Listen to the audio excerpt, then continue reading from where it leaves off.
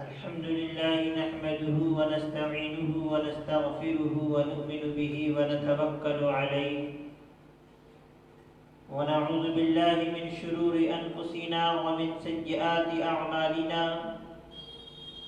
من يهده الله فلا مضل له ومن يضلله فلا هادي له ونشهد أن لا إله إلا الله وحده لا شريك له ونشهد أن سيدنا ومولانا محمدا عبده ورسوله أما بعد فقد قال الله تبارك وتعالى في القرآن المجيد والفرقان الحميد فأعوذ بالله من الشيطان الرجيم بسم الله الرحمن الرحيم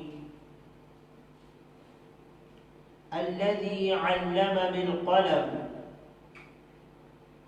علم الإنسان ما لم يعلم كلا إن الإنسان ليطغى أن رآه استغنى إن إلى ربك الرجعى أرأيت الذي ينهى عبدا إذا صلى أرأيت إن كان على الهدى أو أمر بالتقوى أرأيت إن كذب وتولى ألم يعلم بأن الله يرى آمنت بالله صدق الله المولانا العظيم وصدق رسوله النبي الأمين المتين الكريم ونحن على ذلك لمن الشاهدين والشاكرين والحمد لله رب العالمين.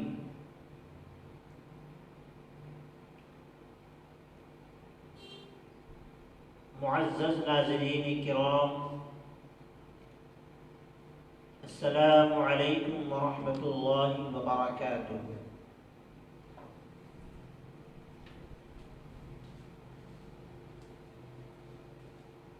بحمدہ تعالی وبتوفیق الہی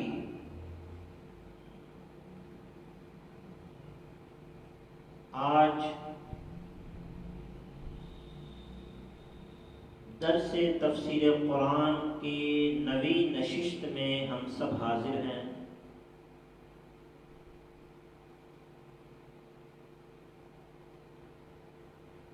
جیسا کہ آپ سبھی کو معلوم ہے کہ پچھلی نشست سے سورہ العلق کی تفسیر شروع ہوئی ہے،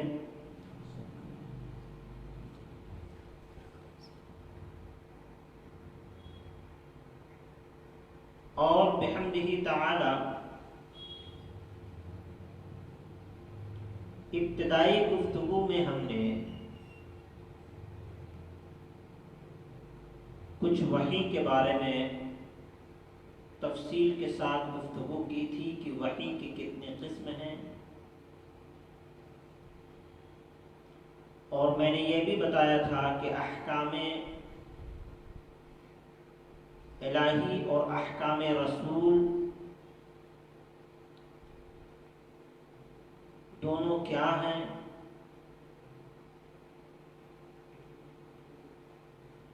وحی دراصل احکام الہی ہی ہے، خواہ وہ حدیث رسول ہو یا کلام الہی ہو۔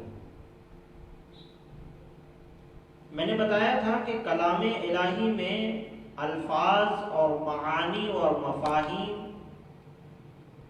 اللہ ہی کے ہوتے ہیں، اور حدیث رسول میں الفاظ رسول اللہ کے ہوتے ہیں اور معانی و مفاہیم اللہ کے ہوتے ہیں۔ اس لیے جتنا امپورٹنٹ ہمارے لیے احکام الہی کو ماننا ہے اتنا ہی امپورٹنٹ ہمارے لیے احکام رسول کو بھی ماننا ہے۔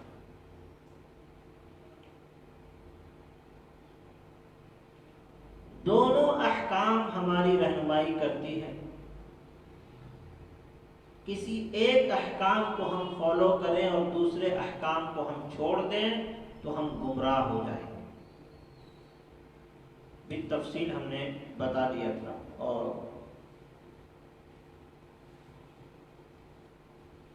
تین آیت کی تفسیر بھی ہوئی تھی۔ اقرأ باسم ربک الذی خلق خلق الانسان من علق اقرأ وربک الاکرم، یہ تین آیت کی تفسیر ہو چکی تھی۔ آج ہم آیت نمبر 4 سے آیت نمبر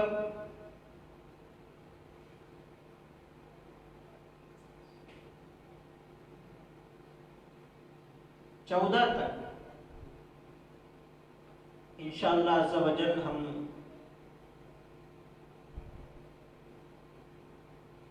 تفسیر کرنے کی کوشش کریں گے۔ اللہ رب العزت نے کلام پاک میں ارشاد فرمایا، الذی علم بالقلم،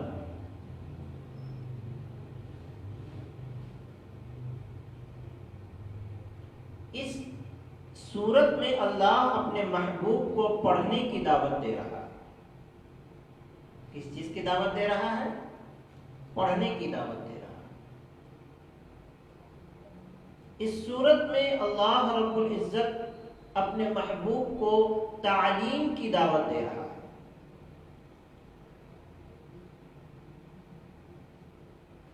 اور پڑھائی کے ساتھ ساتھ، اس دعوت کے ساتھ ساتھ اللہ تبارک و تعالی نے اپنے محبوب کو اپنے نام سے پڑھنے کی دعوت دی۔ پہلے تو کہا اقرأ باسم ربک الذی خلق، پڑھیے اپنے رب کے نام سے جس نے پیدا کیا کائنات کی ہر شے کو۔ پھر کہا خلق الانسان من علق، پڑھیے اس رب کے نام سے جس نے انسان کو پیدا کیا گوشت کے ایک لتھڑے سے۔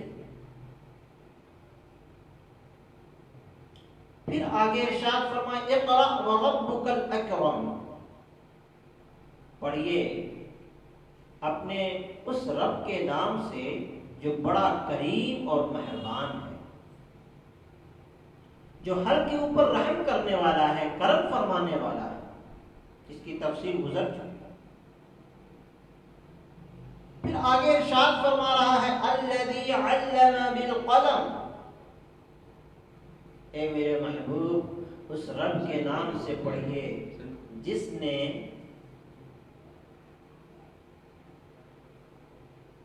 قلم سے لکھنا سکھایا۔ امام قرطبی اس کی تفسیر میں لکھتے ہیں الذی علم بالقلم یعنی الخط والکتابہ،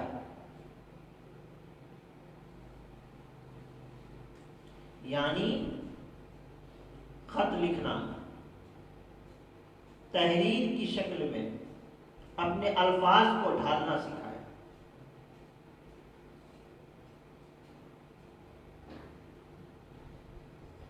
علم الانسان الخط بالقلم یعنی انسان کو قلم سے لکھنا سکھایا۔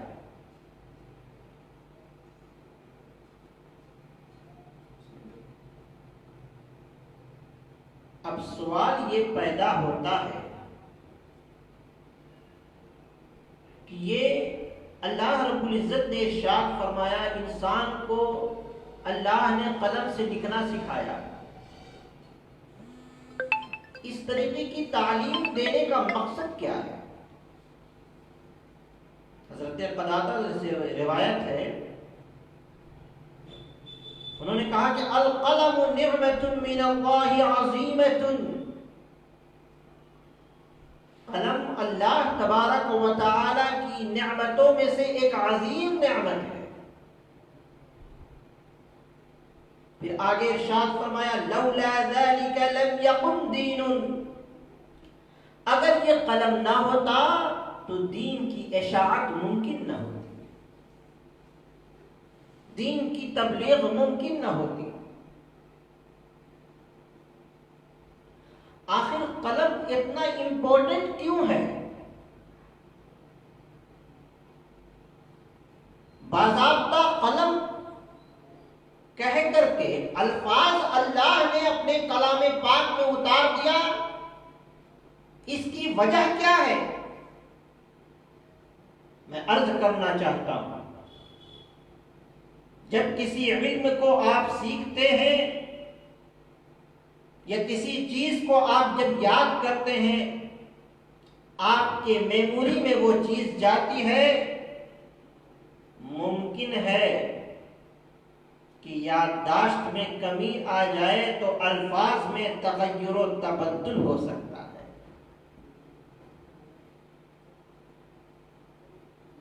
جب کوئی چیز ذہنی طور پر یاد کیا جاتا ہے تو بھولنے کا امکان ہوتا ہے، الفاظ میں تغیر و تبدل کا امکان ہوتا ہے، اور جب الفاظ میں تغیر و تبدل ہو جائے تو معانی اور مفاہیم میں تغیر و تبدل ہو جاتا ہے۔ تو اللہ کا کلام کلام الہی ہے یا کوئی بھی کلام ہے، کہنے والے کے مقصد کو من و عن اگر اجاگر نہ کیا جائے تو اس کلام کا حق ادا نہ ہوتا ہے کہ نہیں؟ اگر کہنے والے کے مقصد کو من و عن اجاگر نہ کیا جائے تو اس کلام کا مقصد حاصل نہیں ہوتا۔ اللہ نے کلام پاک میں جن الفاظ کو اتارا، اگر صرف اس کو یاد اور حفظ تک محدود رکھا جاتا تو ممکن تھا کہ ذہن سے وہ بات نکل جاتی، تو بعد میں بندہ جب اس الفاظ کو ادا کرتا تو الفاظ میں تغیر و تبدل کا امکان تھا، اور جب الفاظ میں تغیر و تبدل ہوتا تو معانی اور مفاہیم میں تغیر و تبدل ہوتا۔ تو اس سے یہ خرابی لازم آتی کہ اللہ کے کلام میں جو مقاصد رکھے گئے ہیں اس مقاصد کو سمجھنے میں مشکل پیش آتی ہے کہ نہیں؟ اسی لیے اللہ نے پیغام دیا کہ جو یاد کرو سو لکھ لو، اس کو کیا کر لو؟ لکھ لو۔ الفاظ میں تغیر و تبدل کا امکان ہے، لیکن جب ان الفاظ کو تحریر کی شکل دے دی جاتی ہے، تحریر کا لباس پہنا دیا جاتا ہے، تو پھر اس میں تغیر و تبدل کا امکان نہیں ہوتا۔ اور جب الفاظ من و عن وہی ہوتا ہے تو مقاصد بھی وہی اجاگر ہوتا ہے کہ جس مقصد سے کہنے والے نے وہ بات کہی ہے کہ نہیں؟ تو فرمایا لولا ذالک لم یکن دین، اگر یہ نہ ہوتا تو دین آگے تک نہ پہنچ پاتا، ممکن نہ ہوتا دین کی تبلیغ و اشاعت صحیح طور پر۔ تو یہ اس لیے یہ ضروری ہے، امپورٹنٹ ہے۔ پھر آگے ارشاد فرمایا وَلَمْ يَصْلُحْ عَيْشٌ، اگر قلم نہ ہوتا تو زندگی کا نظام درہم برہم ہو جاتا، زندگی درست نہ ہوتی۔ اب اس کو ہم کیسے سمجھائیں؟ یہ کیوں کہا امام قرطبی نے یہ بات کہ زندگی کا نظام درہم برہم ہو جاتا قلم نہ ہونے کی بنیاد پر؟ آخر ایسا کیوں؟ وہ اس لیے کہ جب اللہ کا کلام نازل ہوا اور جس مقصد کے تحت جو آیت اتری اور جو پیغام اللہ اپنے بندوں کو دینا چاہتا ہے ان آیتوں کے ذریعے سے، اگر ان آیت کا کوئی بھی ٹکڑا ذہن میں نہ رہتا اور جس نظام حیات کو اللہ ان آیت کے ذریعے سے پہنچانا چاہتا ہے اگر وہی لفظ ذہن سے نکل گیا ہوتا تو پھر وہ نظام حیات ہم کو خدا کی بارگاہ سے نہ ملتا۔ گویا کہ اس کلام الہی کو محفوظ کر کے تحریری طور پر اللہ نے جس مقصد کے تحت جو آیت اتاری ہے اس مقصد کو سمجھنے میں ہم کو آسانی ہوتی ہے۔ جب ہم مقصد کو سمجھ لیتے ہیں تو ہم اس کے مطابق اپنی زندگی کو گزارنے کی کوشش کرتے ہیں، تو ہم صحیح راہ پر چل پڑتے ہیں۔ اگر ہم آیات کے مقاصد کو نہ سمجھ پائیں تو ہم زندگی کی صحیح راہ کو نہ پا پائیں، صحیح منزل کو ہم نہ پا پائیں، ہم بھٹکتے رہیں۔ اللہ نے کلام الہی سے بندوں کی رہنمائی فرمائی، اس لیے امام قرطبی کہتے ہیں وَلَمْ يَسْلُ عَيْشٌ، اگر یہ قلم نہ ہوتا تو زندگی کا نظام درہم برہم ہو جاتا۔ فَدَلَّ عَلَىٰ كَمَالِ كَرَمِهِ سُبْحَانَهُ، یہ اس کے کمال کرم پر یہ دلالت کرتی ہے یہ باتیں۔ اللہ نے اپنے بندوں پر کمال کا کرم فرمایا ہے، بے انتہا کرم فرمایا ہے، بے انتہا انعام و اکرام فرمایا ہے۔ یہی وجہ ہے کہ اللہ رب العزت نے مقام پر ارشاد فرمایا وَإِن تَعُدُّوا نِعْمَةَ اللَّهِ لَا تُحْصُوهَا، اگر بندہ میری نعمتوں کو گننا اور شمار کرنا چاہے تو وہ شمار نہیں کر سکتا، اس کے کرم کی انتہا نہیں۔ یہ قلم کا جو پیغام دیا ہے، گویا کہ اللہ نے اپنے بندوں پر کرم فرمایا، ایک مزاج دیا، ایک ذہن دیا کہ جس چیز کو پڑھو اس کو یاد بھی کرو اور تحریری شکل بھی دے دو اس کو، تاکہ وہ محفوظ رہے، کبھی بھول جاؤ تو اس کو دیکھ سکو اور پھر وہ مقصد حیات کو تم سمجھ سکو۔ وگرنہ اگر تحریری طور پر محفوظ نہ کیا جائے تو بھول جاؤ گے اگر تو کلام الہی کے مقصد کو نہیں سمجھ سکتے، الفاظ میں تغیر و تبدل کا امکان ہے۔ پھر فرمایا بِأَنَّهُ عَلَّمَ عِبَادَهُ مَا لَمْ يَعْلَمْ، کہ اللہ رب العزت نے اپنے بندے کو وہ سب سکھا دیا جو وہ نہیں جانتے۔ وَنَقَلَهُم مِّن ظُلْمَةِ الْجَهْلِ إِلَى نُورِ الْعِلْمِ، اور اللہ تبارک و تعالی نے جہالت کی تاریکی سے نکال کر بندے کو علم کی روشنی کی طرف لیا۔ یاد رکھیں اگر یہ علم نہ ہوتا تو انسان کی عزت و تکریم نہ ہوتی، جہالت میں بھٹکتے رہتے انسان، زندگی کی سمجھ نہ ہوتی، عقل و فراست نہ ہوتی۔ علم انسان کی عقل کو جلا دیتا ہے، علم انسان کو زندگی کی سمجھ دیتا ہے، علم انسان کو گمراہیت سے نکال کر راہ راست پہ لاتا ہے۔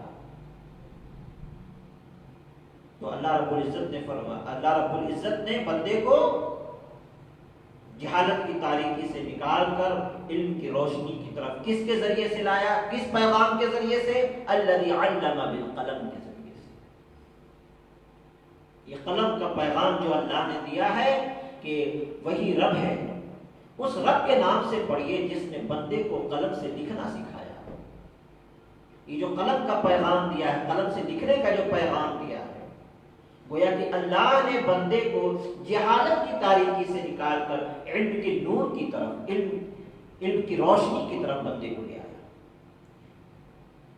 کیونکہ جب بندہ کسی الفاظ کو پڑھنے کے ساتھ ساتھ یاد کرتا ہے اور پھر یاد کرنے کے ساتھ ساتھ اس کو تحریری شکل دے دیتا ہے تو پھر گمراہیت کا امکان ختم اس لیے ہو جاتا ہے کہ اگر بھول جائے تو پھر وہ ان باتوں کو وہ دیکھ سکتا ہے اور دیکھ کر کے پھر اپنے زندگی کو اسی راستے پر لگا سکتا ہے، لیکن نہیں۔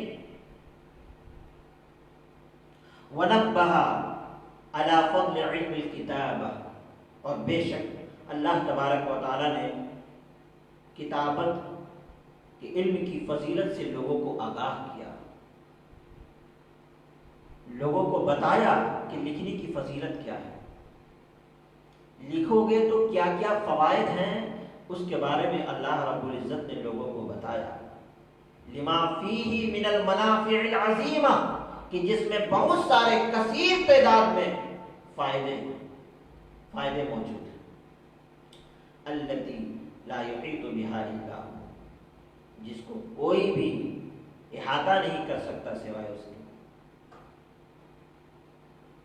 پھر آگے ارشاد فرمایا وَلَوْلَا هِيَ مَا اسْتَقَامَتْ أُمُورُ الدِّينِ وَالدُّنْيَا، اگر یہ قلم نہ ہوتا تو دین و دنیا کے احکام درست نہ ہوتے، نظام صحیح طور پر لوگوں تک پہنچ نہیں سکتا تھا۔ اب اس کی مثال آپ لے لیجئے،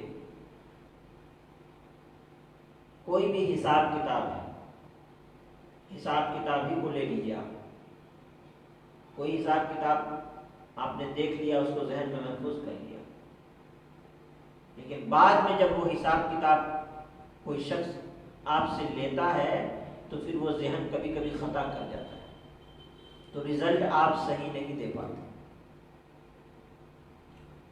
لیکن اگر اس حساب کتاب کو قلم سے لکھ کر کے تحریری شکل دے دی جاتی ہے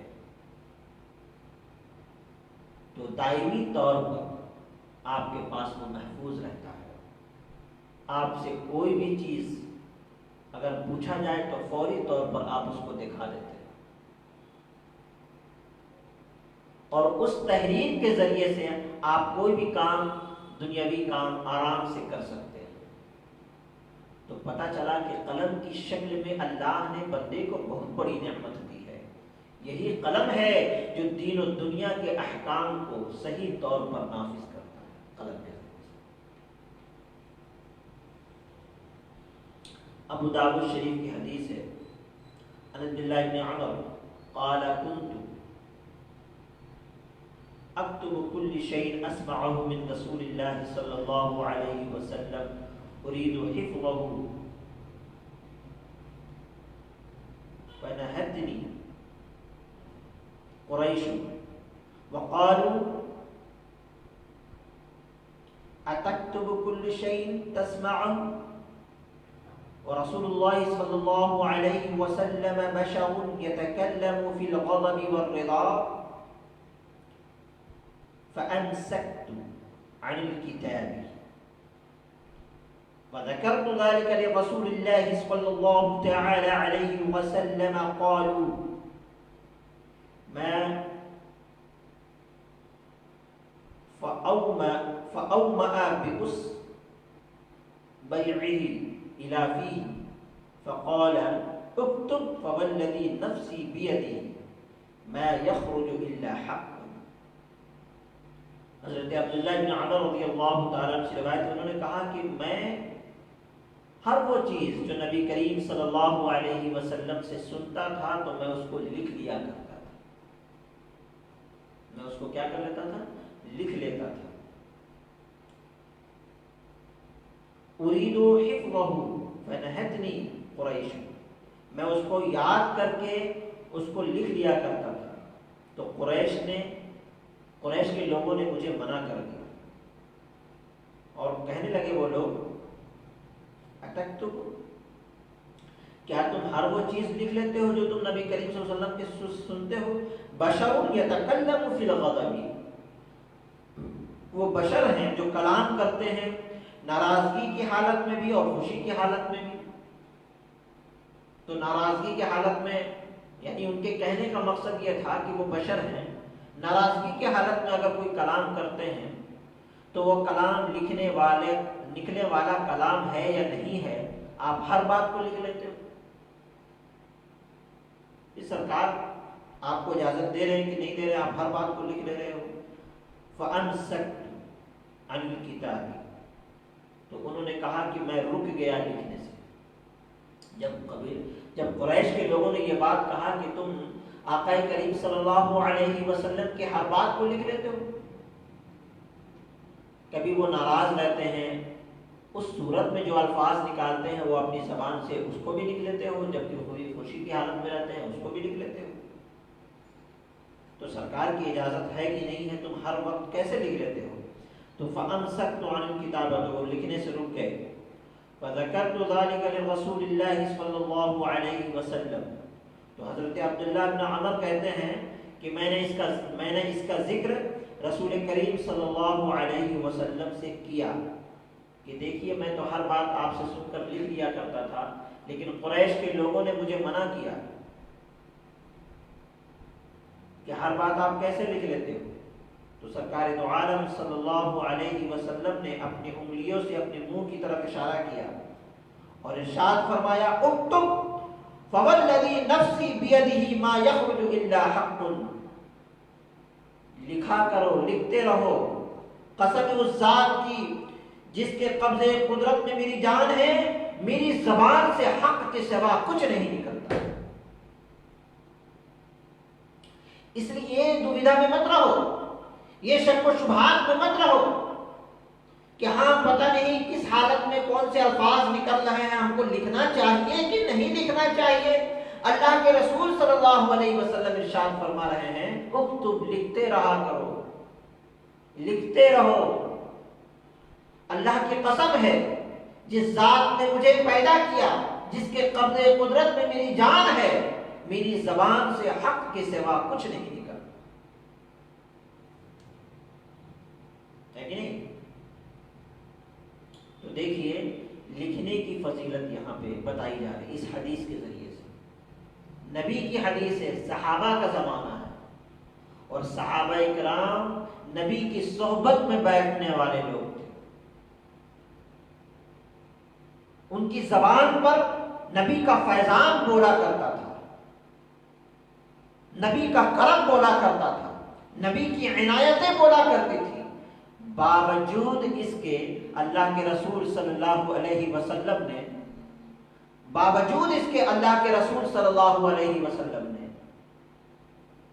لکھنے کی دعوت دی کہ لکھتے رہو، لکھنے سے علم محفوظ رہتا ہے۔ ارشاد فرمائے لکھتے رہو۔ پھر دوسری روایت عن عبداللہ بن مسعود عن عبداللہ بن عمر قال قال رسول اللہ صلی اللہ علیہ وسلم قید العلم۔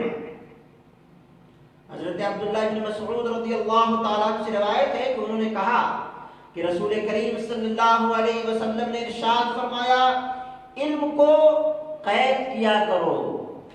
کیا فرمایا؟ علم کو قید کیا کرو۔ قید مطلب علم کو لکھا کرو۔ قلت وما تقید، تو صحابی رسول عرض کرتے ہیں کہ اس کا کیا مطلب ہے؟ تو اللہ کے رسول نے ارشاد فرمایا الکتاب، علم کو قید کرنے کا مطلب یہ ہے کہ علم کو قلم کے ذریعے سے محفوظ کرو، تحریری شکل دو اس کو، کہ اگر ذہن سے تمہارے کوئی بات نکل جائے تو تحریری طور پر وہ چیز آپ کے پاس موجود رہے کہ جب کبھی کسی کو بتانا ہو تو وہی بات، وہی پیغام دوسروں تک آپ پہنچا سکو۔ اسی طریقے سے کلام الہی محفوظ ہوا۔ صحابہ کرام یاد کیا کرتے تھے، اللہ کے نبی صلی اللہ علیہ وسلم ان صحابہ سے اللہ کی آیتوں کو لکھوایا کرتے تھے۔ آج دیکھیے بچہ بچہ قرآن حفظ کرتا ہے، یاد کرتا ہے، اور قرآن کریم تحریری طور پر بھی آج حاصل ہے۔ بچہ جب یاد کرتا ہے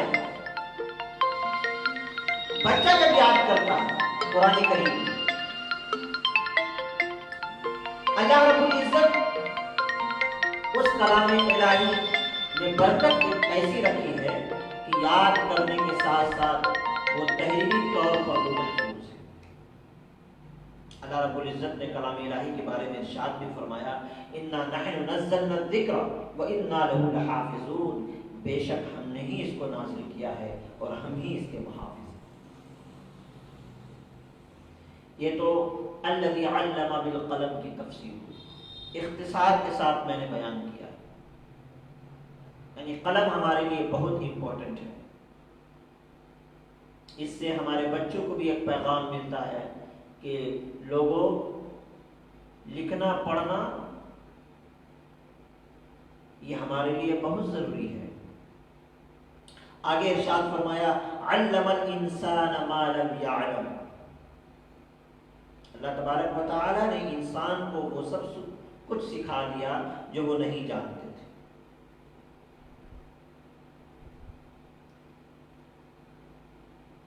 لکھتے ہیں آگے الانسان هذا آدم علیہ السلام، یہاں انسان سے مراد حضرت آدم علیہ السلام، علمہ اسماء کل شیء، کہ ان کو اللہ تبارک و تعالی نے ہر چیز کے اسماء بتا دیے، نام بتا دیے.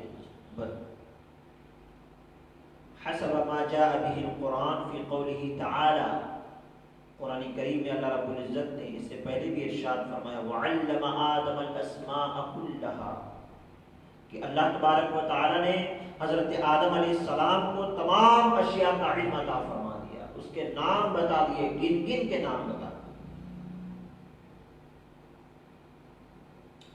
وَلَمْ يَبْقَ شَيْءٍ، کوئی چیز باقی نہ رکھا جس کا علم اللہ نے حضرت آدم کو نہ دیا. وعلم سبحانہ آدم اسمہ بکل لغات، اللہ رب العزت نے حضرت آدم علیہ السلام کو ہر زبان کا علم سکھایا، ہر زبان میں اسماء کا نام بتایا. وذکرہ آدم للملائکۃ کما علمہ، اور حضرت آدم علیہ السلام نے اس کا ذکر فرشتوں سے کیا.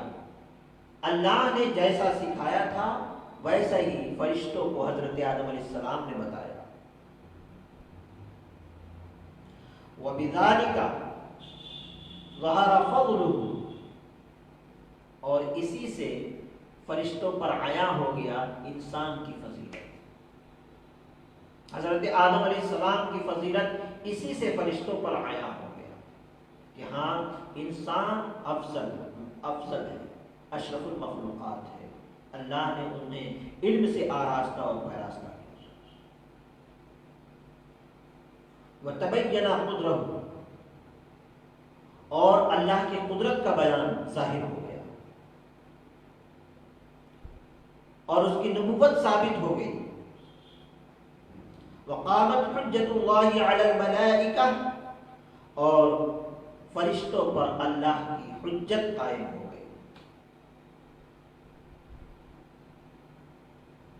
اللہ تبارک و تعالیٰ کے مقدس فرشتوں کی نگاہوں کے سامنے انسان کا اشرف المخلوقات ہونا ظاہر ہو گیا. من شرف الحال ورأت من جلال القدرت، اللہ کے قدرت جلال کو فرشتوں نے دیکھ لیا.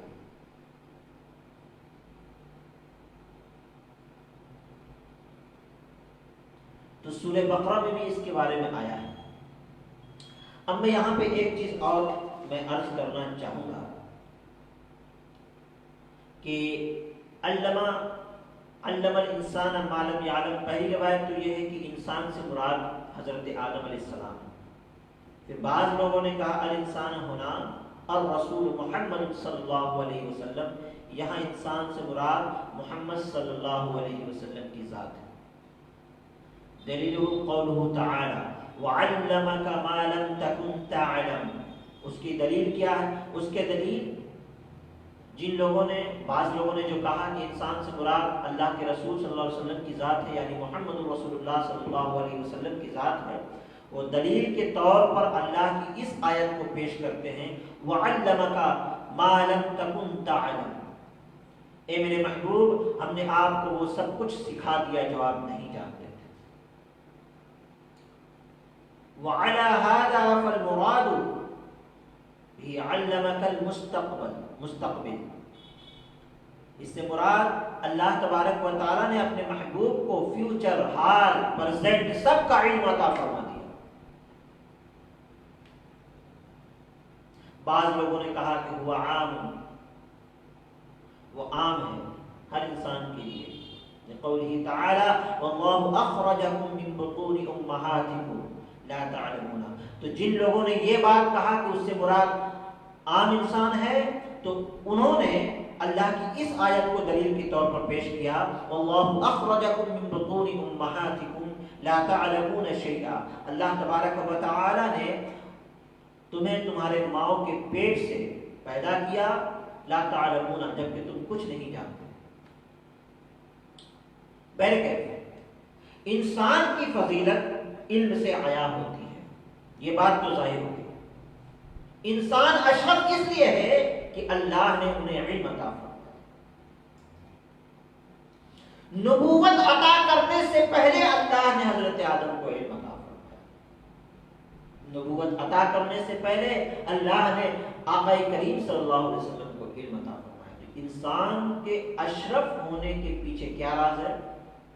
کہ انہیں علم سے آراستہ و پیراستہ کیا گیا. اچھی اور بری چیزوں کی سمجھ رکھتا ہے علم کے ذریعے سے. اگر وہ علم حاصل نہ کرے تو اچھی اور بری چیزوں کے درمیان وہ امتیاز نہ کر پائے تو پھر انسان اور جانوروں میں کیا فرق رہ جائے گا؟ انسان اور جانوروں میں کوئی فرق نہیں رہے گا. اگر انسان علم نہ سیکھے، اگر انسان تعلیم نہ حاصل کرے تو اس کو اچھی اور بری چیزوں کے درمیان کچھ امتیاز نہیں رہے گا. وہ انسان جانوروں کی طرح ہو جائے گا. علم کے ذریعے سے وہ چیزوں کو سمجھنے کی کوشش کرتا ہے. علم کے ذریعے سے انسان کی پہچان سمجھ میں آتی ہے.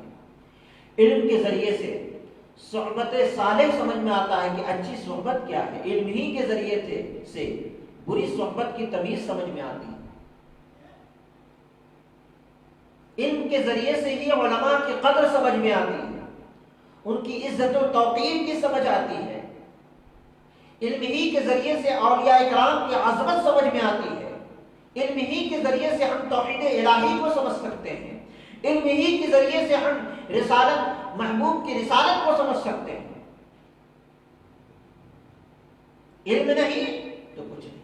علم کے بغیر انسان کچھ نہیں. تو انسان کی جو فضیلت عیاں ہوتی ہے وہ علم کی وجہ سے عیاں ہوتی ہے. اس لیے اے لوگوں، علم حاصل کرنے میں پیچھے نہ ہٹو. ہر علم تمہیں رہنمائی کرتا ہے.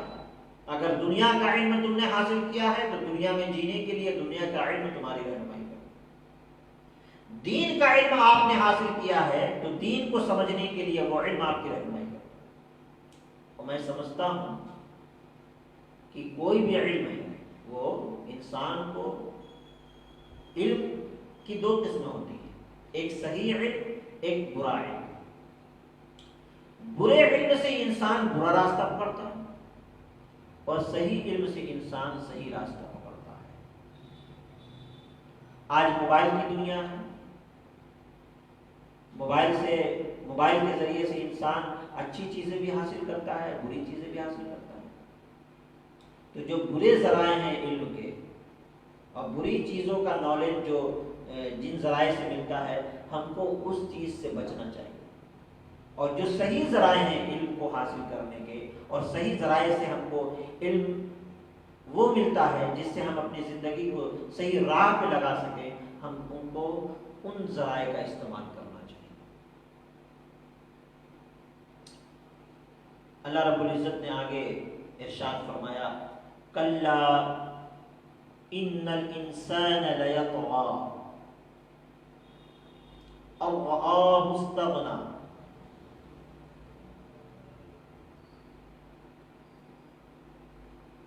بے شک انسان سرکشی کرتا ہے.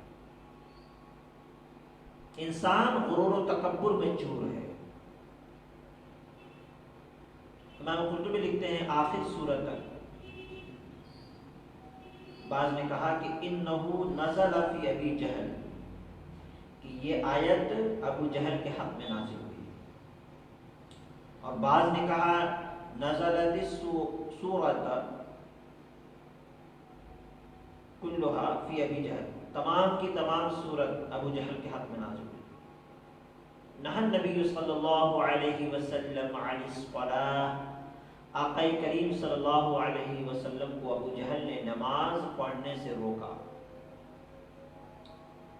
فأمر اللہ نبی ان یصلی فی المسجد، ابو جہل نماز پڑھنے سے روکتا ہے اور آقا کریم صلی اللہ علیہ وسلم کو اللہ نے حکم دیا کہ آپ مسجد میں جائیں اور نماز ادا کریں. وَيَقْرَأُ بِاسْمِ رَبِّهِ، اور پھر یہ سورت پڑھی. تو کہنے کا مقصد یہ ہے کہ ایک طرف کافر اللہ کے رسول صلی اللہ علیہ وسلم کو نماز پڑھنے سے روک رہا ہے، لیکن وہیں پہ دوسری جانب اللہ تبارک و تعالی اپنے محبوب کو یہ پیغام دیا کہ جائیے اور نماز پڑھیے.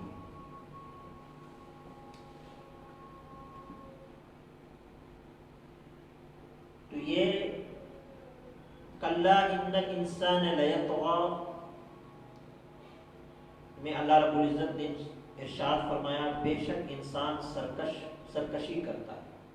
ارآہ استغنی، ارآہ استغنی، اپنے آپ کو دیکھتا ہے بے نیاز، ہر چیز سے الگ دیکھتا ہے. وہ اپنی طاقت پہ غرور کرتا ہے، تکبر کرتا ہے، گھمنڈ کرتا ہے. ای لأن رآ نفسہ استغنا ای صار ذا مال و ثروت، اپنے آپ کو صاحب مال سمجھتا ہے، صاحب ثروت سمجھتا ہے. بعض حضرات ہوتے ہیں کہ جب اللہ تبارک و تعالیٰ ان کو مال و دولت سے نوازتا ہے تو اس کے اندر گھمنڈ اور غرور و تکبر آ جاتا ہے. زمین اور جائیداد ہوتی ہے تو اس کے اندر غرور و تکبر آ جاتا ہے. تو اس غرور و تکبر کے نشے میں وہ اتنا ظالم ہو جاتا ہے کہ وہ غریبوں پر ظلم کرنا شروع کر دیتا ہے، اور وہ یہ بھول جاتا ہے کہ یہ مال یا یہ جائیداد رب تبارک و تعالیٰ نے ہمیں دیا ہے. اور طغیان ارآہ استغنی کا جو لفظ آیا ہے، طغیان کا جو لفظ آیا ہے، اس کے بارے میں لکھتے ہیں مجاوزۃ الحد فی العصیان، یعنی گناہ میں حد سے زیادہ بڑھ جانا، طغیان اس کو کہتے ہیں. ارآہ استغنی ہے نا، گناہوں میں حد سے زیادہ بڑھ جانا. وقال ابن عباس فی روایت نبی صالح لما نزلت هذه الآیہ وسمع بها المشرکون اتاہ ابو جہل، جب یہ آیت نازل ہوئی اور مشرکوں نے سنا تو ابو جہل سرکار کی بارگاہ میں آیا اور کہا یا محمد تزعم انہ من استغنى طغى، اے محمد آپ گمان کرتے ہو کہ جو لوگ یہ گمان کرتے ہیں کہ میرے پاس مال و دولت ہے تو وہ سرکش ہو جاتے ہیں. فجعل لنا جبال مکہ ذهبا لعلنا نأخذ منها، تو ہمیں سونے کا پہاڑ، ہمارے لیے سونے کا پہاڑ بنا دو، ہم اسے لیں گے. فنطغى فندع دیننا، اور ہم اپنے دین کو چھوڑ کر کے ونتبع دینک، آپ کے دین کی پیروی کریں گے. قال فاتاہ جبریل علیہ السلام، جبریل علیہ السلام آئے سرکار کی بارگاہ میں. فقال یا محمد خیرهم فی ذلک فإن شاءوا فعلنا بهم ما أرادوه فإن لم يسلموا فعلنا بهم كما فعلنا بأصحاب المائدة.